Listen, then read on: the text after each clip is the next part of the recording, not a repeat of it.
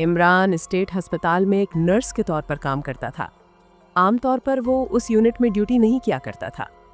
एक रात उसका फ्लोर गैर मामूली तौर पर पुरसुकून था। मॉनिटर्स की हल्की हल्की बीप, दूर कहीं स्ट्रेचर के पहियों की आवाज़ और फ्लोर पर फैली अद्वियात की बू के सिवा कुछ नहीं था। इसी खामोशी की वजह से सुपरवाइजर ने इमरान को फ़ोन करके बताया कि इमरजेंसी यानी और रिपिटिशंस फ्लोर पर अमला कम है और उसे फ़ौरन वहाँ रिपोर्ट करना होगा। इमरान को ये फैसला पसंद नहीं आया क्योंकि वो जानता था कि वो फ्लोर अस्पताल का सबसे पुराना और सबसे ज़्यादा नज़रअंदाज किया जाने वाला हिस्सा है, मगर हुक्म था इसलिए उसने बगैर बहस के ड्यूटी संभाली। उसी रात पहली बार रूम नंबर 4B से कॉल बेल बजी। इमरान ने घड़ी देखी, वक्त 2:10 था। वो कमरे में दाखिल हुआ तो मरीज़ा बिस्तर पर सीधी बैठी थी, सांस तेज थी और चेहरा पसीने से तर। उसने कहा कि उसे नींद नहीं आ रही। इमरान ने उसे पानी दिया, नब्ज चेक की, दवाई का वक्त नोट किया और बाहर आ गया। चंद मिनट बाद दूसरी बार कॉल बेल बजी। इस बार मरीज़ा का लहजा बदला हुआ था, जैसे वो किसी बात को छुपा रही हो।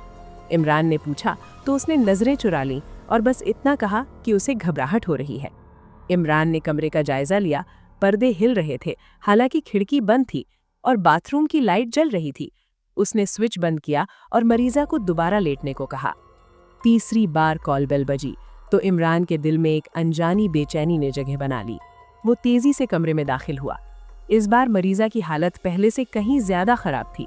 उसके हाथ कांप रहे थे, आंखें एक ही सिमत में जमी हुई थीं, जैसे वो किसी को देख रही हो जो इमरान को नजर नहीं आ रहा था।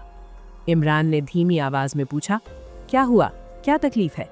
मरीज़ा ने थूक निगला, फिर कपकपाती हुई आवाज में कहा, वो फिर आ गई है। मेरे कमरे में एक औरत आती है, वो बात नहीं करती, बस कमरे के कोने में खड़ी होकर मुझे घूरती रहती है। इमरान ने फौरन पीछे मुड़कर कमरे के कोने की तरफ देखा। वहां कुछ नहीं था, मगर उसे यूं महसूस हुआ जैसे कमरे की फिजा अचानक भारी हो गई हो, जैसे हवा में नमी के साथ कोई और चीज भी शामिल हो गई हो। उसने खुद को संभाला, मरीज़ा को तसल्ली दी, मगर दिल के किसी कोने में एक सवाल जन्म ले चुका था जिसका जवाब उसे अभी नहीं मिलना था। उसी रात 3 बार उसी मरीज़ा की कॉल बेल बजी। जब इमरान ये देखने गया कि मरीज़ा क्या चाहती है, तो मरीज़ा ने घबराई हुई आवाज़ में कहा, मेरे कमरे में एक औरत आती है और कमरे के कोने में खड़ी होकर मुझे घूरती रहती है। इमरान ने कहा, यह मुमकिन नहीं, यहाँ इस वक्त मेरे अलावा कोई और नर्स ड्यूटी पर नहीं है। मरीज़ा काफ़ी खौफजदा और शदीद जहनी दबाव में थी। इमरान ने उसे तसल्ली देते हुए कहा, अगर वो दोबारा आए तो कॉल बेल दबाना, मैं फ़ौरन आ जाऊंगा। मरीज़ा बार बार यही कह रही थी कि कोई औरत उसके कमरे में आती है। इमरान ने सोचा शायद मरीज़ा वहम या ख्वाब का शिकार है। कुछ देर बाद इमरान दोबारा कमरे में गया, लेकिन वहां कोई मौजूद नहीं था। इमरान ने कहा, यहाँ कोई नहीं है, शायद आपको गलत फहमी हो रही है। मरीज़ा ने कहा, वो बाथरूम में गई है, आपने अच्छी तरह देखा है? इमरान बाथरूम में गया, अच्छी तरह चेक किया, मगर वहां भी कोई नहीं था। इमरान ने कहा, मैंने पूरा बाथरूम देख लिया है, यहाँ कोई नहीं है, मैं नर्स स्टेशन पर ही हूँ, अगर कुछ हो तो आवाज़ दे देना। कुछ घंटों बाद जब इमरान दोबारा मरीज़ा को चेक करने रूम नंबर 4B में गया, तो उसने मरीज़ा को बाथरूम के फर्श पर मुर्दा हालत में पाया। ये कत्ल था और इस वाक़े ने पूरे अस्पताल में खौफ फैला दिया। 3 महीने गुजर चुके थे। इस दौरान इमरान ने जानबूझकर उस यूनिट से फासला रखा।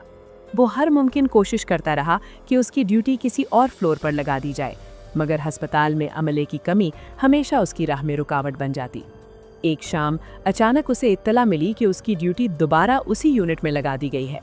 ये सुनकर इमरान का दिल बैठ सा गया, मगर वो कुछ कह ना सका। जब उसने ड्यूटी चार्ट देखा तो उसके हाथ ठंडे हो गए। इस बार भी उसे वही कमरा मिला था, रूम नंबर 4B। वही कमरा जिसकी यादें वो आज तक अपने दिल से मिटा ना सका था। फर्क सिर्फ इतना था कि इस मर्तबा इस कमरे में 60 साला मिस्टर जेकब दाखिल थे। मिस्टर जेकब एक शरीफ, खामोश और निहायत पुरसुकून इंसान थे। वो बिला वजह कॉल बेल नहीं बजाते थे और ना ही ज्यादा बात करते थे। दिन के वक्त वो ज्यादातर बिस्तर पर लेटे रहते या खिड़की से बाहर खला में घूरते रहते। इमरान को कुछ हद तक इत्मीनान था कि कम से कम मरीज तो मसला पैदा करने वाला नहीं है। रात के 3 बज रहे थे। पूरा अस्पताल एक खौफनाक खामोशी में डूबा हुआ था।